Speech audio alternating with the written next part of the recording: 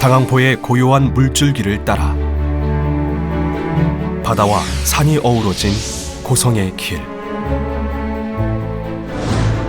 고성의 길 속에는 한 여인의 이야기가 담겨져 있다. 임진왜란 당시 가녀린 여인의 몸으로 당항포 해전의 대승을 이끈 고성의 기녀 월이. 월이가 걷고자 한 그 길은 무엇일까? 월이를 통해 우리가 가야 할 길은 무엇일까? 지금 월이의 혼과 숨결이 남겨진 고성의 길 위에서 조선의 의기, 월이의 길을 찾는다.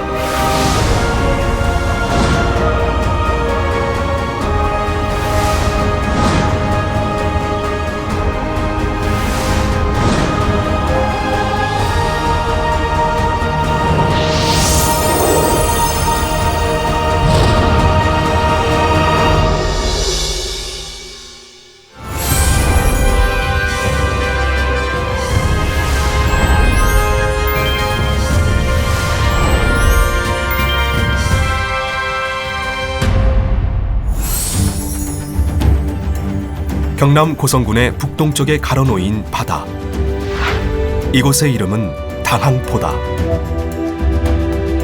당항포의 이름은 달개 목처럼 생겼다고 하여 당목, 당목으로 불린 데서 유래하였다고 전하고 있다. 실제 당항포로 가는 당항만 어귀는 너비가 350m 정도로 바다치고는 무척 좁아 뱃길로 가다 보면 앞이 막힌 듯 보이는 곳이 여러 곳이다. 좁고 긴 물줄기. 이 물줄기를 따라가다 보면 우리가 찾고 있는 이야기의 출발점을 과연 만날 수 있을까? 임진왜란에 가난 이름이 이 지역에서는 곳곳이 그 이름들이 널려 있습니다. 뭐 속시개라든가 또는 두호라든가 또는 핏골이라든가 도망개라든가 또는 외석을 잡았다고 해서 잡은 개라든가. 당항포의 동쪽으로는 핏골이라는 골짜기가 있는데 임진왜란 당시 왜군이 흘린 피가 골짜기를 적셨다 하여 핏골이 되었다. 마암면에는 왜군의 목이 둥둥 밀려와 두호라는 지명이 생겼으며 동해면 내곡리에는 왜군이 도망간 길목이라는 뜻으로 도망개라는 이름이 남겨졌다. 몇몇은 실제 행정지명으로 쓰일 만큼 또렷이 남아있는 옛 지명들. 400년이 지난 지금에도 고성 사람들의 삶 속에 생생히 전해져 내려오고 있는 것이다. 이 그걸 도망개라는 말은 이 외병들이 육지를 뛰어 올라가가지고 그래 도망을 쳤다고 그러더만. 적군이 밀리 올라가가지고 저 가게 배가 저 물이 끊지 있다 아닙니까? 그 도 앞에 물이 끊지니까 거기서 더 못 가고 그래 거기서 그만 다 싸지기 가고 도 그 막 머리 두가고 막 대기실이 밀리더랍니다. 그래 도 말이 됐다 보니. 전부 이 지역에 남아 있는 지명들의 거진 대부분이 옛날 그 임진왜란 때 지어진 그 이름 그대로가 지금 현재 구전되고 오늘날까지 그 지명들이 참 용하고 재미나게도 전해지고 있습니다. 필시 예전 이곳에서 큰 전투가 펼쳐졌을 터. 당항만 곳곳에 남은 임진왜란의 흔적. 바로 당항포 해전이다. 1592년 6월 5일 난중일기에 기록된 1차 당항포 해전의 내용을 보면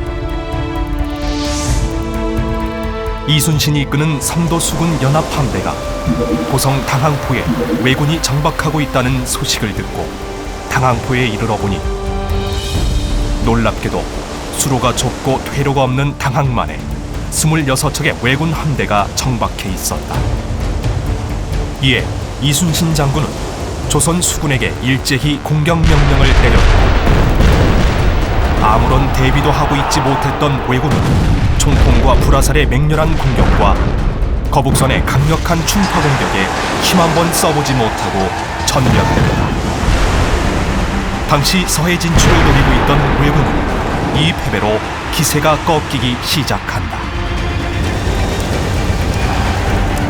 그런데 왜군은 물길도 좁고 도망갈 곳 하나 찾기 힘든 이곳 당항포에 왜 머물고 있었던 것일까?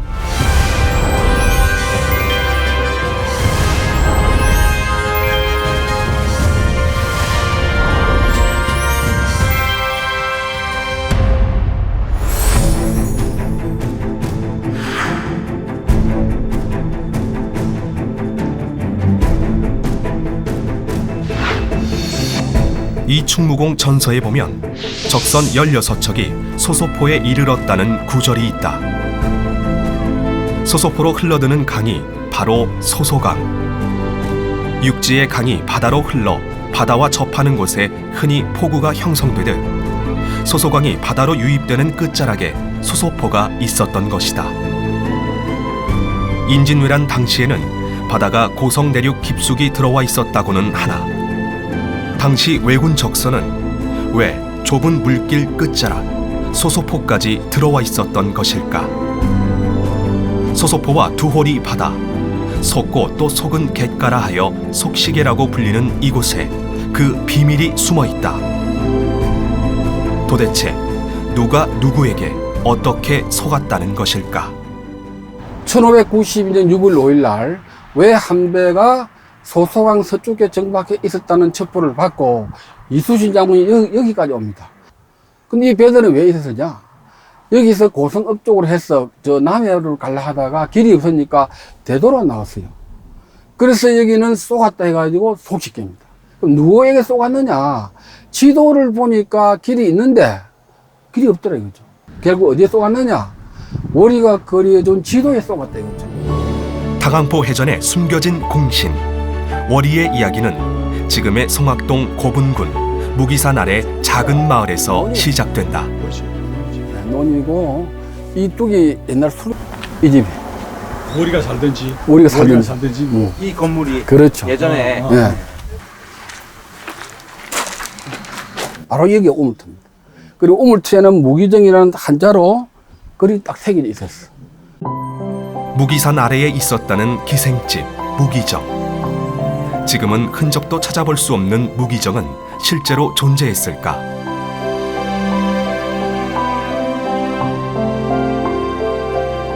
조선시대 지리서, 여지도서와 해동지도에는 무기정이란 이름이 선명하게 기록되어 있다.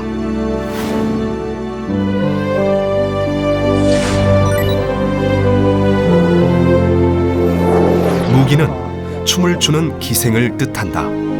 지명 그대로 이곳은 조선시대 기생집이었으며 월이 이야기가 시작된 곳이다. 옛날에 우리가 어릴 때 어머니 보고 뭐 옛날 이야기 해주세요 하거든. 유일하게 어머니를 통해서 옛날 구전 이야기를 듣는 거예요. 그래서 엄마 옛날 이야기 하나 해주세요 하면은 옛날에 뭐 샀다가 이제 월이 이야기를 끝낸 거예요. 당항포 해전 승전에 조각을 맞춰줄 월이의 이야기는 1591년 어느 날 무기정에서 시작된다. 임진왜란이 있기 1년 전 무기정에 한 승려가 찾아온다. 기생집을 찾아와 머무는 승려라. 그 수상쩍은 승려를 맞이한 것이 바로 월이었다.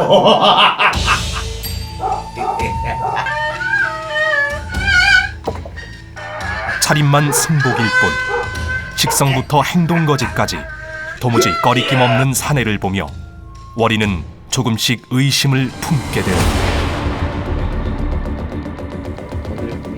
월이는 긴장이 풀어져 흥분한 듯한 그의 기분을 맞춰주며 계속 술을 권하고 결국 사내는 거듭되는 술을 이기지 못하고 골아 떨어지게 된다. 사내에게 의심을 떨칠 수 없었던 월이는 그가 잠든 사이 보찜을 열어보게 되는데 놀랍게도 월이가 발견한 것은 바로 당항만을 비롯해 고성 곳곳에 수로를 담은 지도. 월이는 그가 외에서 온 첩자임을 깨닫고 어린 시절 왜군의 손에 무참히 살해된 부모님의 원수를 갚고자 국리 끝에 분연히 붓을 집어든다.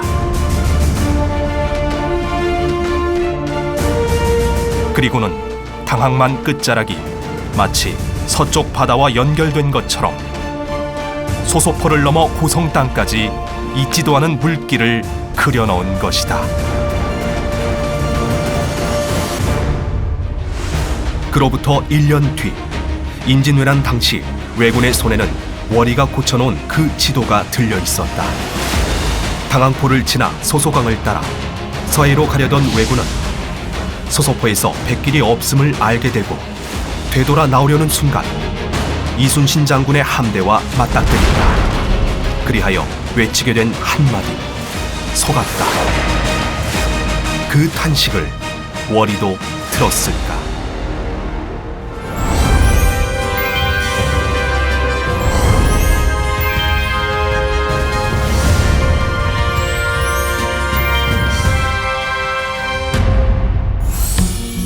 구전으로만 내려오던 월이 이야기에 생명을 불어넣어 세상에 알린 한 사람이 있다. 나한테는 참 바로 고성 출신 정혜룡 작가다. 그에게 월이는 고향의 자랑이자 영웅이다. 우리가 한 그 역할은 잔다르크 못지않는 일을 했다. 우리나라의 기생이 참 많습니다. 평양에 개울량도 있고 진주에 농계도 있는데 거기에 못지않은 더 뛰어난 여성이 월이다. 그래서 제가 조선의 잔다르크다 이렇게 붙였습니다. 당항포 해전을 승전으로 이끈 숨은 1등 공신이 그저 구전으로만 내려오던 월이 이야기를 그가 끈질기게 책으로 담아낸 데는 이유가 있었다. 밀양아리랑의 시작이 된 아랑설화, 이제는 엄연히 실존 인물로 인정받고 있는 홍길동까지 구전이라 해서 역사가 될 수 없다는 것은 옛말. 구전이 가진 힘과 역사성을 그는 보았기 때문이다. 농계는 기록이 있어요. 어떤 기록이냐? 그 유몽인이라고 하는 사람이 삼도 순환 의사가 되어가지고 진주에 옵니다. 광해군 때 진주에 와서 한간에 떠도는 소리를 듣고 자기 책에 기록해놨습니다. 기록이 참 중요합니다. 그러나 우리는 기록이 없어요. 구전이라는 것은 상당히 생명력이 있습니다. 기록은 때로는 기록자의 의도에 따라서 첨삭이 되거나 또는 왜곡이 됩니다. 인민회란이 일어난 지가 지금 425년입니다. 만약 우리 이야기가 사실이 아니었다면 그 많은 425년 동안 고성 사회에서 전해져 왔겠습니까? 420여 년 동안 전해져 내려온 월이가 그린 지도의 작은 한 획은 이제 더 큰 그림으로 그려지고 있다. 고성의 역사적인 인물인 월이가 있는 것을 남녀노소가 함께 할 수 있는 걸로 해서 역사를 이 지방의 사람들한테 알림으로 창작무라는 창작극이라는 그런 취지로 만들었습니다. 역사를 알리고 여기 고성의 문화를 알리는 목적으로 알렸습니다. 고성의 정신과 문화를 월이 이야기를 통해 알려나가고 있는 고성 사람들. 그들에게 월이는 어떤 의미일까? 고성에서는 월이가 새로운 또 역사적인 인물로 자리매김했으면 좋겠고요. 몰랐던 고성 지역 사람들에게 월이를 일깨워주는 하나의 역할이 되지 않았나 이렇게 싶습니다. 이제 고성 사람들은 지역의 소중한 문화유산으로서 월이의 가치를 일깨우고 계승 발전시켜 월이를 통해 고성의 새로운 희망과 미래를 꿈꾸고 있다. 고성인으로서 고성이 낳은 언역, 의기, 월이가 있다는 자부심을 갖게 되겠죠. 거기에 또 다른 하나의 고성의 그 문화 아이콘? 네, 여기에 엄청난 또 하나 고성의 그 원동력이 될 수 있는 고성 향토문화 사냥회는 2016년 월이 초훈제를 시작으로 월이 둘레길 걷기, 월이 축제 등 월이와 관련된 다양한 사업을 추진하고 있다. 월이 설화를 통해 만들 고성의 미래 지도가 고성인들의 손으로 그려지고 있는 것이다. 월이를 고성에 가두는 월이가 아니라 정말 많은 분들이 함께 공동으로 그 월이의 이미지를 정립을 해서 많은 작품들을 이렇게 해낸다면 정말 좋지 않을까. 이제 월이 설화는 새로운 변화를 맞이하고 있다. 글로벌 뉴미디어 시대에 맞춰 다양한 콘텐츠로 재탄생되어 고성의 미래문화유산으로서 소중한 가치를 창조하고 희망찬 내일을 향해 달려가고 있다. 우리 설화는 고성군의 삶 속에 수백 년 동안 이어져 내려온 역사 문화유산입니다. 월이 이야기는 이제 남녀노소를 불문하고 전 세대를 아우르는 콘텐츠 제공으로 고성의 문화를 전 세계에 알리고자 합니다. 전 국민과 고성 출신 향후에 고성문화원 중심으로 월이 설화의 소중한 가치와 미래를 만들어 나가겠습니다. 흩어져 있던 지명, 오래된 구전을 모으자 월이의 모습이 세상에 나타났다. 월이가 남긴 붓질 하나가 역사에 새로운 길을 내듯 누군가는 월이 이야기를 따라 새로운 길을 개척하려 한다. 오늘의 변화는 어제의 역사가 주는 힘이요, 그것이 바로 조선의 의기, 월이가 꿈꿨던 세상은 아닐까.